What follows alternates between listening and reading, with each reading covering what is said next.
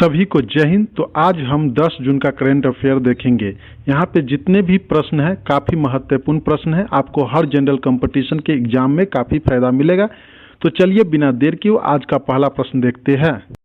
हाल ही में विश्व महासागर दिवस कब मनाया गया? 4 ऑप्शंस दिया गया है। तो इसका राइट आंसर का ऑप्शन नंबर बी 8 जून को मनाया गया। तो चलिए इस पर कुछ इंपोर्टेंट पॉइंट को देखते हैं। हर वर्ष 8 जून को दुनिया भर में विश्व महासागर दिवस मनाया जाता है। इस दिन का उद्देश्य महासागरों के महावत्व को उजागर करना और उनके संरक्षण के प्रति जागरूकता को बढ़ाना है। और कुछ इंपोर्टेंट पॉइंट देखते हैं। संयुक्त राष्ट्र द्वारा इस दिवस को मनाने की घोषणा वर्ष 2009 में की गई थी। ये क्वेश्चंस पूछ सकता है घुमा के। तो चलिए अगला पॉइंट देखते हैं। अब हम देख रहे हैं कि जून में अभी तक कौन कौन सा डे मनाया गया है। तो 1 जून को विश्व दूध दिवस, 2 जून को तेलंगाना स्थापना दिवस। अगला पॉइंट देखते हैं। 3 जून को विश्व साइकिल दिवस, 4 जून को आक्रामकता के शिकार मासूम बच्चों के अंतर्राष्ट्रीय दिवस, 5 जून को विश्व पर्यावरण दिवस, 6 जून को विश्व कीट दिवस, 7 जून को विश्व खाद्य सुरक्षा दिवस। तो यहाँ पे मैंने जितने पॉइंट बताए हैं काफ़ी इम्पोर्टेंट है, कोई भी क्वेश्चन पूछ सकता है। तो चलिए अगला प्रश्न देखते हैं। हाल ही में विश्व मस्तिष्क ट्यूमर दिवस कब मनाया गया? 4 ऑप्शंस दिया गया है। तो इसका राइट आंसर का ऑप्शन नंबर सी 8 जून को मनाया गया। तो चलिए इस पर आधारित कुछ इंपोर्टेंट पॉइंट को देखते हैं। तो इसका थीम है brain health for all age, that means सभी उम्र के लिए मस्तिष्क स्वास्थ्य। यह पूछ सकता है कि थीम इसका क्या है। तो चलिए अगला प्रश्न देखते हैं। हाल ही में किस राज्य में ग्रेटर फ्लेमिंग अभयारण्य स्थापित किया गया? 4 ऑप्शंस दिया गया है। तो इसका राइट आंसर का ऑप्शन नंबर सी तमिलनाडु।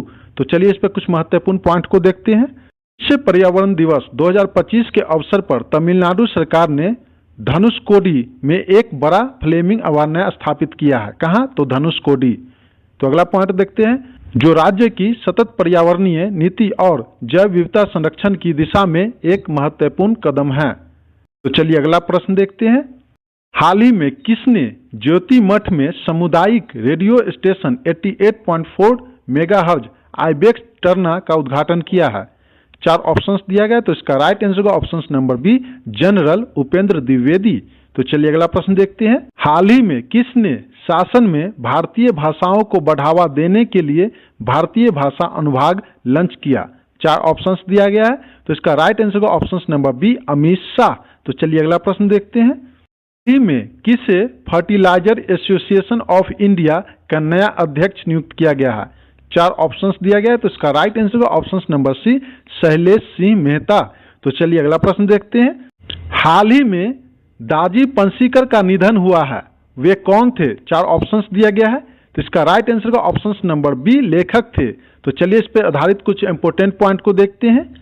भारतीय महाकाव्य के गहन ज्ञान और मराठी साहित्य में योगदान के लिए जाने जाने वाले प्रख्यात विद्वान और लेखक दाजी पनसीकर का संक्षिप्त बीमारी के बाद महाराष्ट्र के ठाणे में उनका आवास पर निधन हो गया।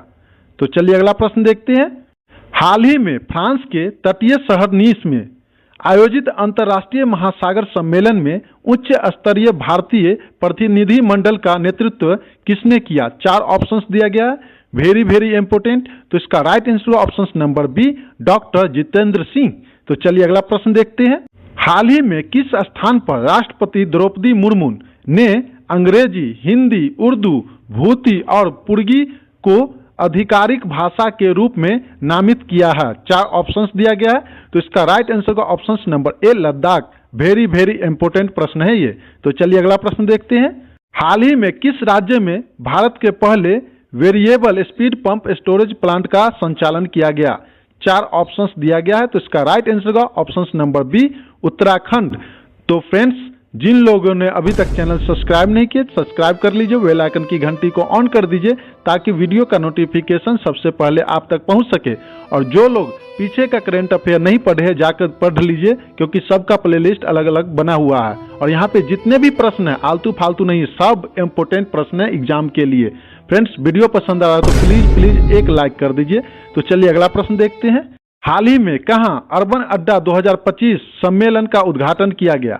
4 ऑप्शंस दिया गया है। तो इसका राइट आंसर का ऑप्शन नंबर डी नई दिल्ली। तो चलिए अगला प्रश्न देखते हैं। हाल ही में केंद्र सरकार ने कहां से स्वच्छ पौधा कार्यक्रम लॉन्च किया है?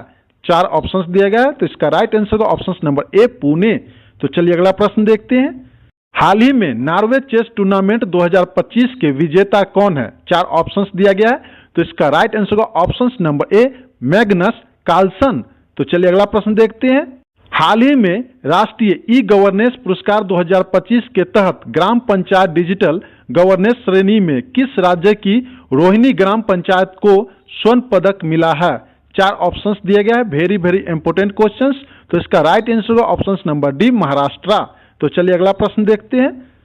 हाल ही में किस मंत्रालय ने उम्मीद सेंट्रल पोर्टल लॉन्च किया है? 4 ऑप्शंस दिया गया है, तो इसका राइट आंसर होगा ऑप्शन नंबर सी, केंद्रीय अल्पसंख्यक मंत्रालय। तो चलिए अगला प्रश्न देखते हैं। हाल ही में किस देश ने अपनी करेंसी नोटों से अपने देश के राष्ट्रपति के चित्र को हटाया एवं उनकी राष्ट्रपिता की उपाधि समाप्त कर दी गई? 4 ऑप्शंस दिया गया, वेरी वेरी इंपोर्टेंट क्वेश्चंस। तो इसका राइट आंसर है ऑप्शन नंबर ए, बांग्लादेश। तो चलिए अगला प्रश्न देखते हैं। हाल ही में लॉन्च भारत का पहला स्वदेशी एआई मॉडल कौन सा है? 4 ऑप्शंस दिया गया है, तो इसका राइट आंसर होगा option number B, Bharat Jain. तो चलिए अगला प्रश्न देखते हैं। हाल ही में जारी आंकड़ों के अनुसार 2025 में महिलाओं के लिए भारत का सबसे सुरक्षित राज्य कौन सा है? 4 ऑप्शंस दिया गया है, तो इसका राइट आंसर होगा ऑप्शन नंबर सी, सिक्किम। तो चलिए अगला प्रश्न देखते हैं। हाल ही में किस शहर में अंतर्राष्ट्रीय श्रम संगठन, जिसे हम ILO कहते हैं, के 113वें वार्षिक अंतर्राष्ट्रीय श्रम सम्मेलन का आयोजन किया गया? 4 ऑप्शंस दिया गया, वेरी वेरी इंपोर्टेंट। तो इसका राइट आंसर होगा ऑप्शन नंबर सी, जिनेवा। तो चलिए अगला प्रश्न देखते हैं। हाल ही में किस राज्य सरकार द्वारा महिलाओं को फैक्ट्रियों में रात्रि पाली में काम करने संबंधी विधेयकों को मंजूरी दी गई है? 4 ऑप्शंस दिया गया, तो इसका राइट आंसर होगा ऑप्शन नंबर सी, आंध्र प्रदेश। तो चलिए आज का क्विज का प्रश्न देखते हैं। बांग्लादेश का राष्ट्रीय फल कौन सा है? 4 ऑप्शंस दिया गया है। अगर आप इसका आंसर जानते हैं तो प्लीज कमेंट सेक्शन में कमेंट कीजिए। और जो लोग पीछे का करंट अफेयर नहीं पढ़े हैं, जाके एक बार पढ़िए, काफी महत्वपूर्ण प्रश्न है। और जो लोग अभी तक चैनल सब्सक्राइब नहीं किए तो सब्सक्राइब कर लीजिए, बेल आइकन की घंटी को ऑन कर दीजिए ताकि वीडियो का नोटिफिकेशन सबसे पहले आप तक पहुंच सके। और फ्रेंड्स, वीडियो अगर पसंद आई तो प्लीज एक लाइक कर दीजिए। जाते जाते मिलते हैं नेक्स्ट वीडियो में, तब तक अपना ख्याल रखें। जय हिंद, जय भारत।